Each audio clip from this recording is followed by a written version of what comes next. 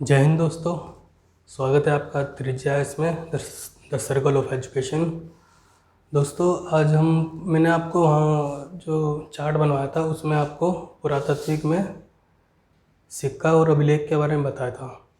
आज हम जो पढ़ेंगे वो पढ़ेंगे विदेश यात्रा के बारे में, यानी कि पुराने जो समय है उसमें कौन कौन से विदेशी यात्री भारत आए, अगर आए तो उन्होंने क्या लिखा अपनी पुस्तक में, ठीक है, किस तरह की उनकी यात्रा रही। तो बारी बारी करके पढ़ते हैं। दोस्तों आपको मैंने बता ही दिया था कि जो हिस्ट्री के जनक है वो हेरोडोटस हैं, तो उन्होंने भी जो है अपने पुस्तक में भारत के बारे में लिखा है। तो आइए थोड़ा सा उसे भी जानने की कोशिश करते हैं। तो हेरोडोटस की जो बुक थी वो कौन सी थी? हिस्टोरिका थी, यानी कि ये जो क्या कहे जाते थे, हिस्ट्री के जनक कहे जाते थे।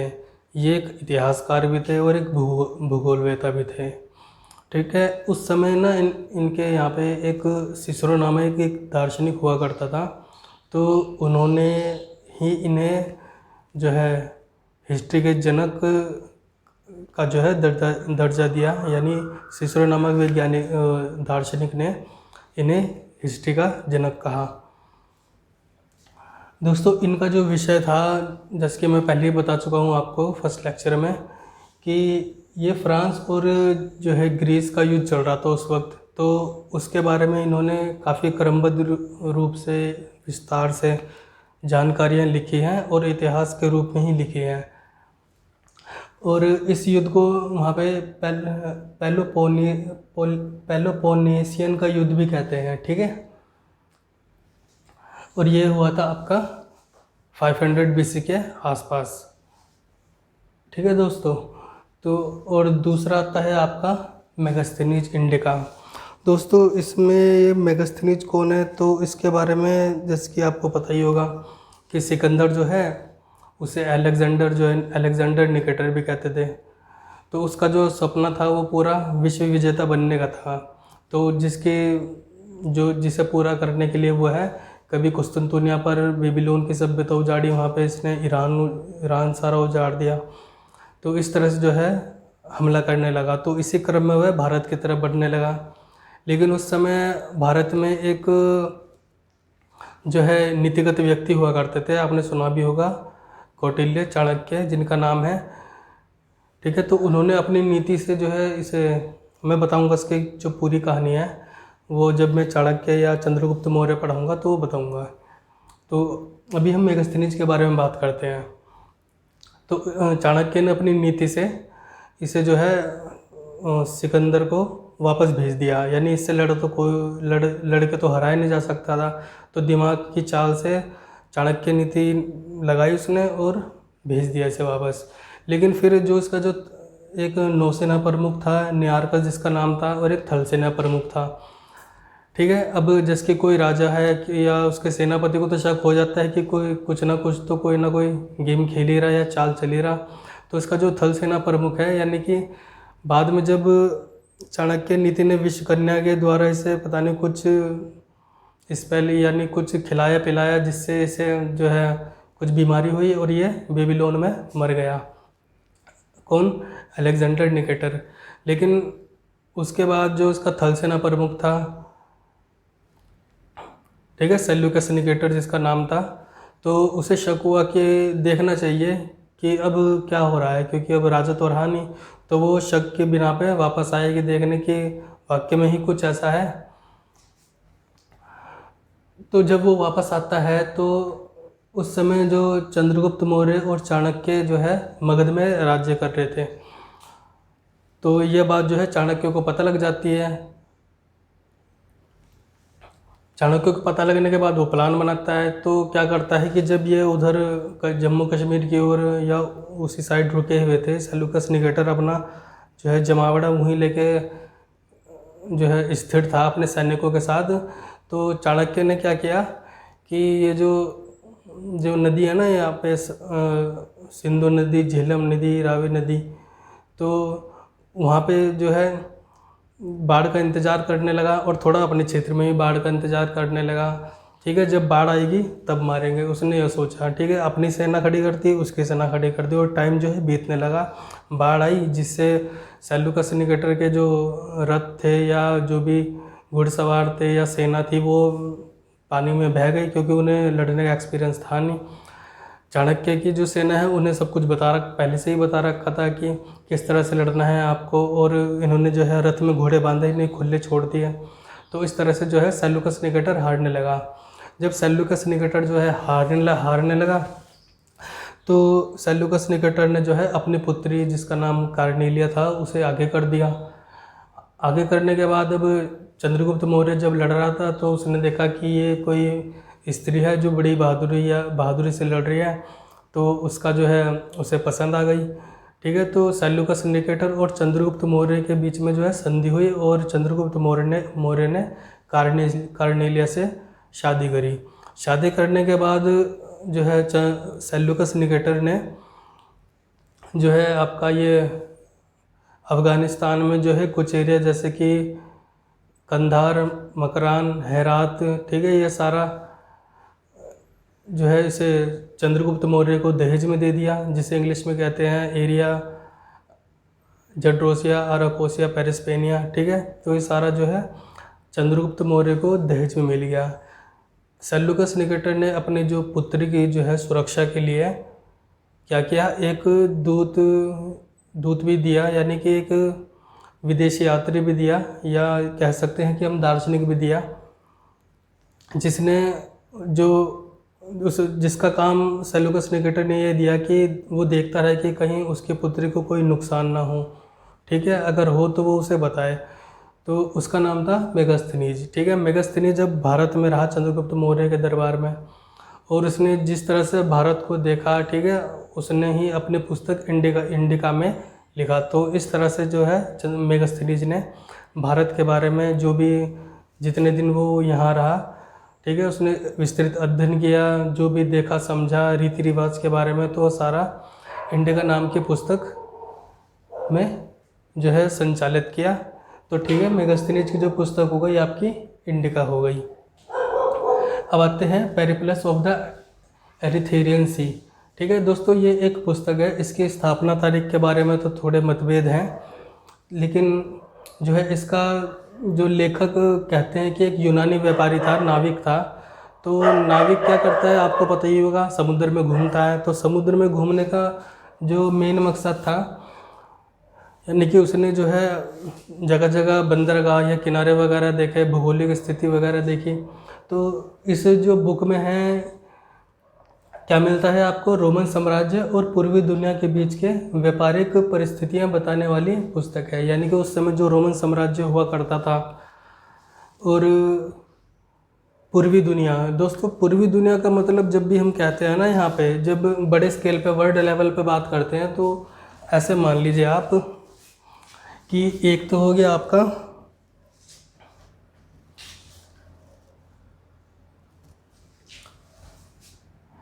जब भी हम पूर्वी दुनिया के बारे में बात करते हैं तो जिसकी ये हो गया आपका, ठीक है, नॉर्थ अमेरिका, ये हो गया आपका साउथ अमेरिका, ठीक है, अलास्का, और ये हो गया आपका यूरोप, ठीक है, यहाँ से ये आपका सारा इधर एशिया वगैरह पड़ गया, ठीक है, यहाँ पे आपका अफ्रीका, ठीक है। तो ऐसे मान रखा जैसे कि मान लो ये सारा इधर का एशिया है, उधर का अगर मानते हैं एशिया, ठीक है, जिसमें ये रशिया आपका आ गया, ठीक है, यहाँ पे कहीं हमारा क्या होगा, भारत होगा नीचे कहीं। तो ये हो गई हमारी पश्चिमी दुनिया, इसे कहते हैं हम पश्चिमी दुनिया। ये हो गई हमारी मध्य दुनिया, ठीक है, ये हो गई हमारी पूर्वी दुनिया, यानी कि एशिया या जापान उधर के साइड में जहाँ चीन वगैरह है, ठीक है, ये सारा आसियान देश, और भारत ये पश्चिमी दुनिया उधर कह सकते हैं हमने। तो वर्ल्ड लेवल पे देखें तो इस तरीके से बात करते हैं। अब रोमन साम्राज्य कहाँ था, भूमध्य सागर के चारों ओर, ठीक है, तो यहाँ से यहाँ यानी कि पूर्वी दुनिया। तो इनका कहने का तात्पर्य यह है कि रोमन साम्राज्य यानी भूमध्य सागर, यूरोप का सारा एरिया, और ये आपका एशिया में ये बाकी का जो उधर का एशिया का जो पार्ट है सारा, तो उनके बीच में व्यापारिक जो है संबंधों को बताने वाली किताब है। इसमें जो है थोड़ा सा विस्तृत चर्चा है। ठीक है, इसमें जो है एलिस्टर सागर को क्या कहा गया है, लाल सागर का नाम जो है एलिस्टर सागर दिया गया है। ठीक है, समुद्री मार्ग यानी कि इसमें ये लाल सागर, अरब सागर, हिंद महासागर, ठीक है, बंगाल की खाड़ी के बारे में भी जो है चर्चा है आपकी। ठीक है, विल्फ्रेड एल शॉप जो है इसके लेखक एक यूनानी व्यापार था, ऐसा माने जाते हैं। ठीक है, जो भी सूत्रों से या जो भी जानकारी से इसका लेखक है वो विल्फ्रेड एल शॉप है। अब टालमी के बारे में बात करते हैं। पुराने ज़माने में एक जो है आपका खगोल शास्त्री कह लीजिए, आप इन्हें गणितीय भूगोल कह लीजिए, मानचित्र कला यानी, ठीक है, इनका जो सारा कार्यों का संकलन है वो किस वाली पुस्तक में है, अलमांजिस्टिस नामक पुस्तक में ये सारा इन्होंने अपने कार्यों का संकलन जो है दर्ज किया है। अब इनका जो नाम है वो क्वाड्रस टालमी कहते हैं इन्हें। ठीक है, टालमी, क्वाड्रस टालमी। और अलेक्जेंड्रिया का टालमी, अलेक्जेंड्रिया कहाँ पे है, आपका मिस्र में। ठीक है, मिस्र में एक टालमी, हम्पी टालमिक नामक एक जो है स्थान है। अब इन्हें क्या कहते हैं, अलेक्जेंड्रिया का टालमी कहते हैं। अलेक्जेंड्रिया कहाँ पे है, मिस्र में, यानी कि मिस्र को जो पुराने समय में अलेक्जेंड्रिया कहते थे। अलेक्जेंड्रिया में जो है हम्पी टालमी नामक एक स्थान है और वहाँ पे एक टालमी नामक ग्राम है। ठीक है, तो इन्हें टालमी इसलिए कहा जाता है कि इन्हें अलेक्जेंड्रिया का टालमी यानी मिस्र का टालमी कहा जाता था। इनके गांव के नाम पर ही जो है इनका नाम रख दिया, वैसे इनका नाम क्वाड्लियस टालमी है। ठीक है, तो इन्होंने जो है अपनी पुस्तक अलमांजिस्टिस में जो है अपने कार्यों का संकलन किया, भौगोलिक वर्णन किया इन्होंने, यानी कि जो भी थोड़ा सा दुनिया देखी अपने हिसाब से वहाँ पे अपनी जो पुस्तक में है भौगोलिक वर्णन किया। ठीक है, इन्होंने 1022 जो है नक्षत्रों की सूची दी। ठीक है, सूची देने के लिए इन्होंने जो आधार बनाया वो जो अक्षांश और देशांतर का जो प्रारंभिक सिद्धांत है वो हिप्पारकस नामक जो है एक भूगोलवेत्ता ने दिया था, तो उसी को आधार बनाकर इन्होंने जो है 122 नक्षत्रों की जो है सूची तैयार की। ठीक है, इन्होंने जो है ऋतु कैलेंडर, जिसे पंचांग कैलेंडर आप कह लीजिए, ठीक है, तो वो भी बनाया था। ठीक है, इनका जो जन्म है वो टालमी हम्पी नामक टालमी ग्राम में हुआ था। अब इनकी जो पुस्तक है उनका नाम, इनकी जो 4-5 पुस्तक इन्होंने लिखी है, एक तो इन्होंने लिखी है ज्योग्राफिका। ठीक है, यानी ज्योग्राफिका आप पढ़ते हैं, ज्योग्राफिका भौगोलिक स्थिति के बारे में। ठीक है, दूसरा प्लेनेटरी हाइपोथेसिस। ठीक है, तीसरा अलमांजिस्टिस। ठीक है, जिसमें इनके सभी कार्यों का संकलन है। ठीक है, और जो अंतिम पुस्तक है इनकी वो है एनेलिमा। ठीक है, एनेलिमा। अब दोस्तों आते हैं आपके अगले जो भी विदेशी यात्री थे उनके बारे में पढ़ते हैं। वो थे पिलानी। ये एक भूगोलवेत्ता थे जिन्होंने जो पुस्तक है वो नेचुरल हिस्टोरिका लिखी थी। अब इन्होंने जो है भारत का अच्छा वर्णन किया, यानी कि जो अपने पुस्तक में है इन्होंने भारत का जो है अच्छा वर्णन किया, यानी खूब अच्छे ढंग से विस्तार से काफ़ी ज़्यादा शब्दों में है वर्णन किया।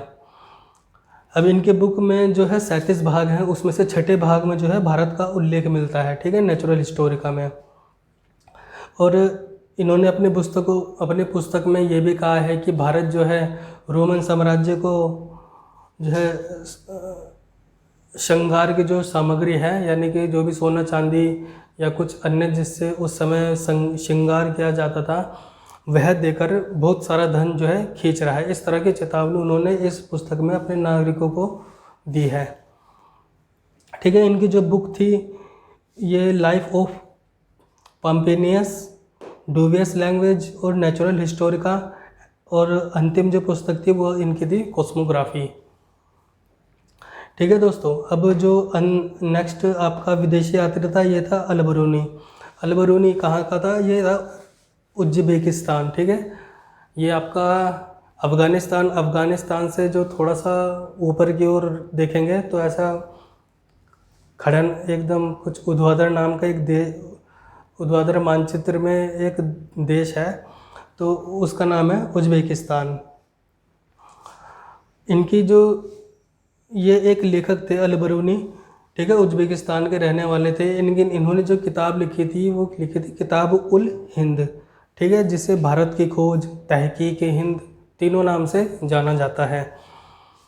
ठीक है, भारत के निकट रह रहे लोगों के कल्चर के बारे में वर्णन है। तो कुछ मान लीजिए भारत के बारे में भी अभी इनके समझ में जो आया कि भारत के समीप रह रहे लोग और भारत के कुछ अंदर जो भी इन्होंने लिखा है वो इस पुस्तकों में वर्णन किया है, भारत के कल्चर के बारे में, रीति रिवाज के बारे में, ठीक है, किस तरह के जो है लोगों का रहन सहन है। तो ये सारा इन्होंने इस तहकीक हिंद, किताबुल हिंद, ठीक है, भारत की खोज तीनों नाम एक ही पुस्तक के हैं उसमें वर्णन किया है। ठीक है दोस्तों, अब आते हैं आगे। दोस्तों इसमें एक यात्री जो है मार्को पोलो, वो भी केरल में आया था। ये एक जो है दूत था, राजदूत था। इसका जो जन्म था ये 15 सितंबर 1254 से 29 फरवरी 1324 तक ये जो है इनकी जीवन यात्रा रही है।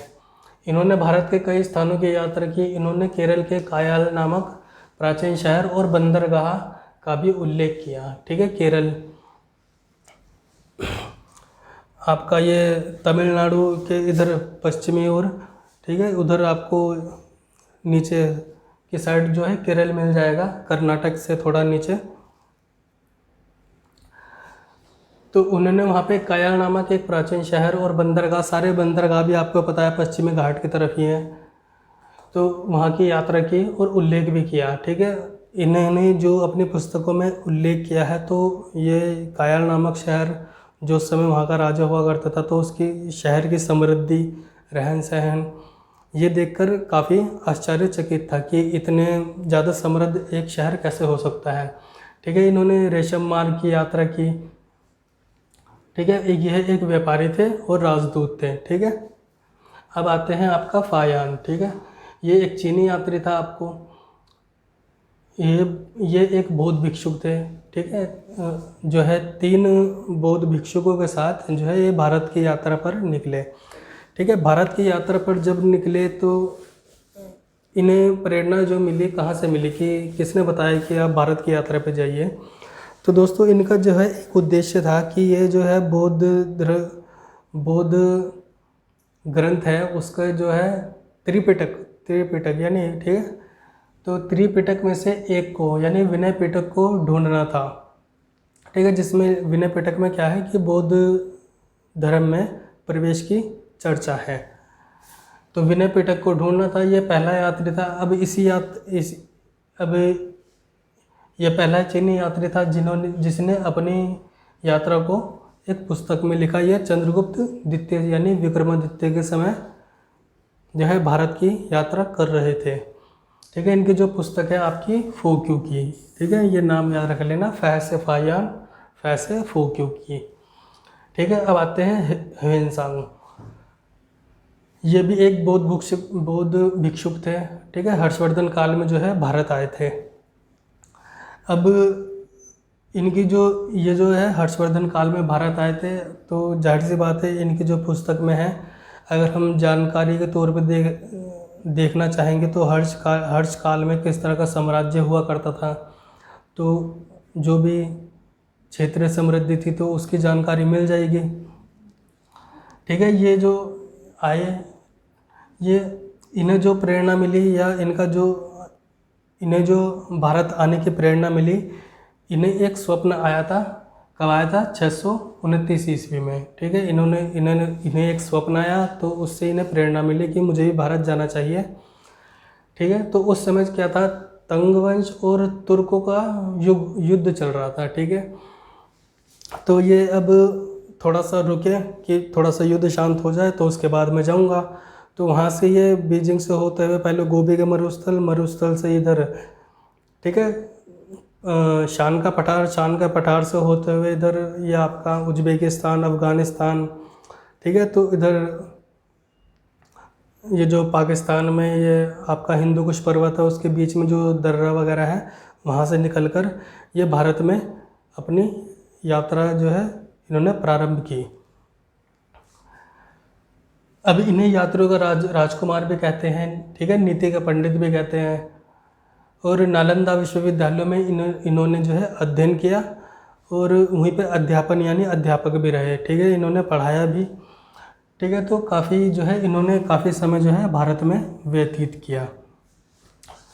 अब आते हैं शुंगचुन। ये भी चीनी यात्री था, 512 ईस्वी में आया था। ये बंगाल के बोस में जो है लिखा हुआ है, ठीक है, इनके बारे में जो भी है। अब इत्सिंग ये है 673 ईस्वी में, ये एक चीनी यात्री थे। ये त्रिपिटक की 400 कॉपी अपने साथ लेकर जो है चीन गया था। यानी ये आए, इन्होंने उस समय फोटोस्टेट मशीन तो होती नहीं थी, यानी इन्होंने अपने हाथ से ही लिखी होगी। तो इन्होंने त्रिपिटक की 400 कॉपी जो है अपने साथ लेकर जो है चीन गया, ठीक है। अब आते हैं इब्न बतूता। ये मोरक्को में रहने वाला था, जिसकी ये आपका अफ्रीका है ना आपका, तो यहाँ पे मान लीजिए ये बड़ा सा आइलैंड आपका अफ्रीका है। तो यहाँ पे जो देश है ये आपका मोरक्को है। यहाँ से ये 7000 किलोमीटर की यात्रा करके यहाँ पे भारत में आया था आपका, ठीक है, 7000 किलोमीटर चल के और भारत में आया था। तो उस समय जो राजा हुआ करते थे वो मोहम्मद बिन तुगलक, यानी कि मुग़ल वंश के मोहम्मद बिन तुगलक हुआ करते थे, ठीक है, दरबार में आया था। इन्होंने जो पुस्तक लिखी थी वो लिखी थी रहेला। दोस्तों ह्वेनसांग की जो पुस्तक थी वो थी आपकी CQ की, लिखा नहीं ना मैंने, CQ की,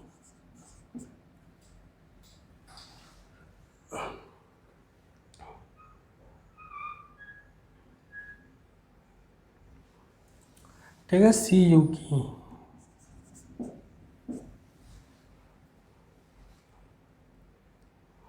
और इब्न बतूता ने जो पुस्तक लिखी है वह रहला लिखी है, ठीक है। अब्दुल रज़्ज़ाक़ ये भी एक जो है विदेशी यात्री थे फारस के, ठीक है। भारत में जो इधर पाकिस्तान फिर अफ़गानिस्तान, ठीक है, तो उससे उधर समुद्री सीमा अरब सागर में ही आपको उधर की तरफ जो है ये ईरान मिल जाएगा, जिसे फारस कहते हैं। फारस का रहने वाला था, विजयनगर काल में आया था, ठीक है दोस्तों।